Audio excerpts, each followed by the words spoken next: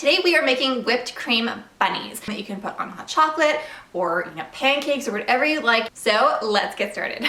So we're starting with heavy cream, which is 35% whipping cream, and you want it to be cold at this stage because it whips up so much easier than if it was room temperature. And we're going to add some powdered sugar just to make it a little bit sweet. This is optional, but I find that it makes it a little bit more stable too. And we are going to add our coloring and flavoring. So this is not sponsored. I just love this stuff.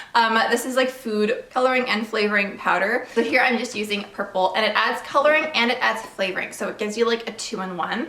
Because they're natural colors, they're going to be a little bit more pastel, but you can always just add some food coloring if you really want to amp it up. And then we're going to whisk it until stiff peaks form.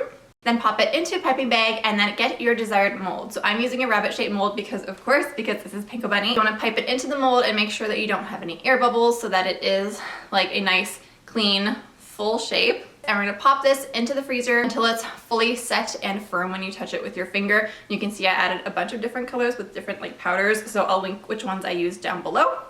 And I'm just gonna unmold them, and the ears were kind of tricky to unmold, so you wanna be careful and a little delicate. And then I'm just gonna sit these on top of some hot chocolate. You could even put these on cake, on cupcakes. You could probably even do this technique with buttercream, and that would be so cool. But anyways, I love you guys so much, and I will see you guys in the next video. Bye!